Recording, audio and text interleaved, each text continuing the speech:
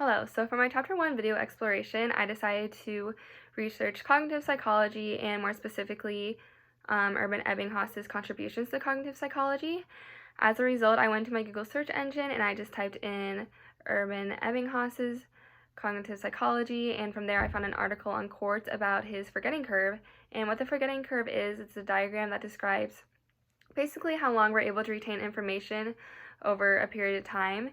And Ebbinghaus was able to create this diagram by quizzing himself. He had a long list of sequences consisting of 3 letters randomly put together, and he would review this list of multiple sequences, and then he would proceed to quiz himself and see how many he could remember over different intervals in time.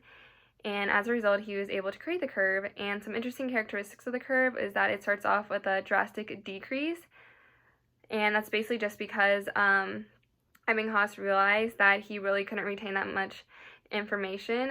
Basically, as soon as he saw the sequences, he forgot them, and so he didn't really retain the information.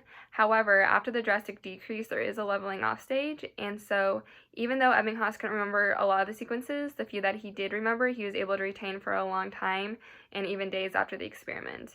He also discovered that the more you review something and relearn it, the easier it is to retain. And I just found his whole experiment interesting because looking back at it from today's perspective, having it being so many years later, it seems like a really basic thing to know that it's hard to remember stuff the first time you look at it, but the more you review it, the easier it is to retain. And so his experiment seems like common knowledge, but back in that time it was a major breakthrough, and the only reason we're able to think of what a simplistic idea it is today is because of all the contributions that Ebbinghaus and people like him made to really build a good, strong foundation of cognitive psychology so that we can branch it out to how big it is today.